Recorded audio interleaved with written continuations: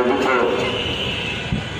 আজকের এই সরোয়ার্দী উদ্যানে ৩ তারিখের উদ্যানের উদ্দেশ্যে বিক্ষোভ সমাবেশের সংগ্রামী সভাপতি মঞ্চ প্রতিষ্ঠ হেফাজতে ইসলাম বাংলাদেশের স্থানীয় জাতীয় নেতৃবৃন্দ হযরত উলামায়ে কেরাম, আমার সামনে উপস্থিত রসুল প্রেমিক, নবী প্রেমিক, দ্বীন প্রেমিক ভাই বন্ধুগণ, তসলিমা নাসরিন বলেছিল, দেখো আমার সিদ্ধান্ত আমার। তসলিমা নাসরিন বলেছিল, কোরআন পরিবর্তন করতে হবে।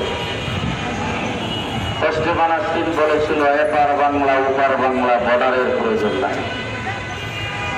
সেই 3টা কথার কারণে তসলিমার বিরুদ্ধে আন্দোলন হয়েছে। আজকে তসলিমার অস্তিত্ব পৃথিবীর কোন দেশে নাই। যেখানে গেছে সেখানেই জুতার বাড়ি খাইতে শুরু করেছেন। আজকে আমার বাংলাদেশে গত 15 বছর পর্যন্ত এই সরকারের বিরুদ্ধে আন্দোলন সংগ্রাম হয়েছে। এই দেশের বড় বড় রাজনৈতিক দল সংগ্রাম করেছেন। সেই ফ্যাসিবাদী সরকারের নিপীড়নের শিকার হয়েছেন, নির্যাতনের শিকার হয়েছেন এদেশের ভিন্ন মতের রাজনৈতিক দল, সুশীল সমাজ এবং ভিন্ন মতের সকলেই। কিন্তু আমি আজকে এখানে দাঁড়িয়ে পরিষ্কার ভাষায় বলতে চাই, গত 15 বছর পর্যন্ত সবচেয়ে বেশি নির্যাতিত হয়েছে এই দেশের আলেম ওলামায়ে কেরাম। সারা বাংলাদেশের কোন মসজিদের ইমামের মেহরাব নিরাপদ ছিল না, কোন খতিবের মিম্বর নিরাপদ ছিল না, কোন রাজ মাহফিল ইসলামী কোন প্রোগ্রামের স্টেজ নিরাপদ ছিল না। শুধু তাই না, আজকে যদি কেউ দাবি করে তারা হত্যাকাণ্ডের শিকার হয়েছে, মামলার শিকার হয়েছে, ক্রস ফায়ারের শিকার হয়েছে, নির্যাতিত আপনারা হয়েছেন, বিএনপি হয়েছে, জামাত হয়েছে, সবাই নির্যাতিত হয়েছেন। কিন্তু আপনাদের সকলের 15 বছরের নির্যাতন একত্রিত করলে এক রাত্রির সমান হবে না। এক রাত্রে আমাদের বুকের উপরে 1,54,000 গুলি চালানো হয়েছে। তারপরে আমরা একদিনের জন্য মাঠ থেকে উঠে যাই নাই। 15 বছর পর্যন্ত খালি ডাক দিয়েছেন খেলা হবে। আমরা খেলার মাঠেই ছিলাম। তোমরা আমাদের সঙ্গে খেলা করো নাই, তোমাদের পেটোয়া পুলিশ বাহিনীকে আমাদের বিরুদ্ধে লড়াই দিয়েছ। এই দেশকে কার্যকর করার জন্য পিলখানায় 57 জন আর্মি অফিসারকে পাখির মতো গুলি করে তোমরা হত্যা করেছ। আমার ইসলামকে এই দেশে বিদায় করার জন্য তোমরা গণহত্যা চালাইছ। 2021 সালে আমার বুক দিয়ে আমার ভাইদের বুকে তোমরা গুলি চালিয়ে পর্যন্ত হত্যা করেছ। তারা ওইভাবে আমাদেরকে অ্যারেস্ট করে বিনা বিচারে বৎসরের পর বৎসর জেলখানায় বলে রেখেছ। 2024 আল্লাহ পাক আবাবিল নাযিল করেছেন। আমাকে একজন অফিসার জিজ্ঞেস করেছেন, হুজুর ঢাকা শহরে এত মানুষ কোথা থেকে আসলো? আমি বললাম, সব মানুষরা বদলের ফিরিস্তাগুলো আছে। আল্লাহ পাক ফিরিস্তা দিয়ে আমাদেরকে সহযোগিতা করেছেন। আবাবিলের মতো স্কুল কলেজ মাদ্রাসার ছাত্রদেরকে ব্যবহার করে যে বিপ্লব বাংলাদেশে হয়েছে, এই বিপ্লবের পরে ইসলাম নিয়ে কেউ চিনিমিনি করবে, প্রাণ ভেঙে দেওয়া হবে।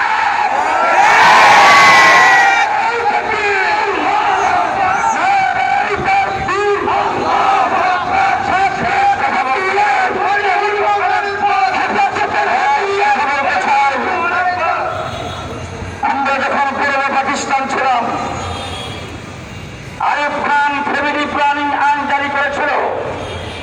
মোকাবেলা আমরা করেছিলাম শামসুল হক ফরিদপুরি রহমতুল্লাহ আলাইহির নেতৃত্বে। বাংলাদেশ স্বাধীনের পরে রাজনৈতিকভাবে যখন এদেশ থেকে ইসলামকে বিতাড়িত করার চক্রান্ত শুরু হয়েছে, আমরা মোকাবেলা করেছি হযরত হাফিজ হুজুরের নেতৃত্বে। শিফা চিরন্তন যাবে এদেশের মানুষকে যখন মুশরিক বানাইতে চেয়েছে, আমরা শহীদুল হাদিসের নেতৃত্বে তার মোকাবেলা করেছি।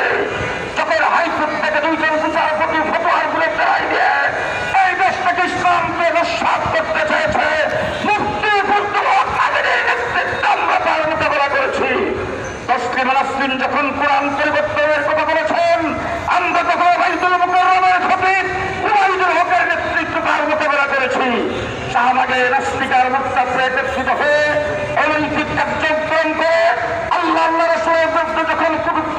করেছেন তথাকথিত যুদ্ধপরাধীদের বিচারের দাবিতে আমরা তখন আবশ্যকের নেতৃত্বে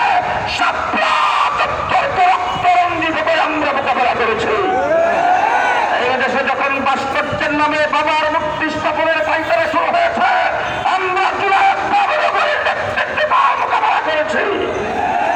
মিস্টার মোদী সাহেব যিনি গুজরাটের কসাই কাশ্মীরে যিনি গণহত্যা করেছেন, সেই মোদীকে বাংলাদেশে যখন আনতে চেয়েছে আমরা তার মোকাবেলা করেছি। আজকে নারী সংস্কার কমিশন গঠন করা হয়েছে। প্রধান উপদেষ্টার কার্যালয়ে মিটিং হয়েছিল, সেখানে বলেছিলাম যত সংস্কার করবেন প্রত্যেক সংস্কারের প্রথমে ইসলাম। ইসলামকে বাদ দিয়ে বাংলাদেশে কোনো সংস্কার হবে না। কিন্তু আজকে একটা জিনিস প্রমাণিত হয়েছে, নারী সংস্কারের জন্য যাদেরকে দায়িত্ব দেওয়া হয়েছিল তারা আসলে বেশ্যাদের অধিকার।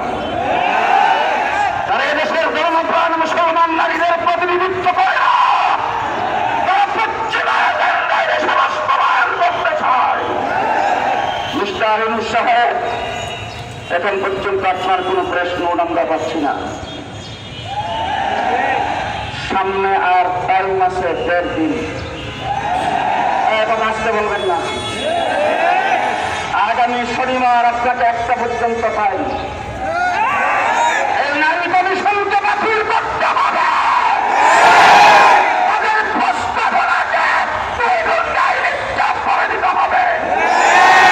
আগামী শনিবারের আগে আপনার প্রশ্ন দেবেন, জাতির কাছে ক্ষমা চাবেন, নতুবা শনিবারের পরে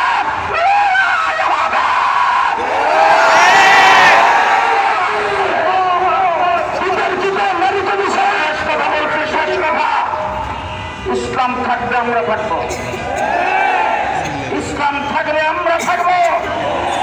যদি বাংলাদেশে কোরআনের বিরুদ্ধে কোরআন হয়, বাংলাদেশের ইসলামের বিরুদ্ধে কিছু হয়, আমাদের লাশের ভর্তিয়া হইতে হবে।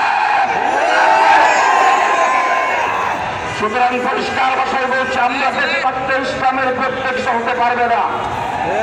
যদি হয় তাহলে আমরা না থাকলে হবে।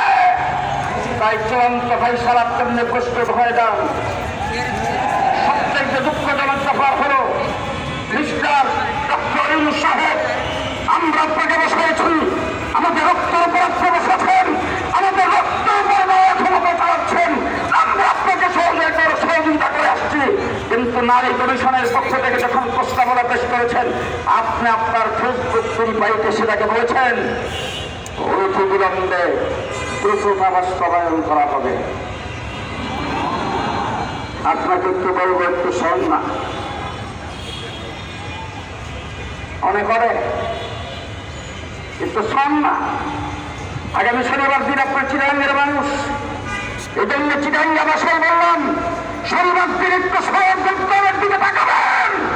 শেখ হাসিনাকে যেভাবে বাংলাদেশ থেকে বিদায় করেছে, আপনাকে বিদায় করা হবে।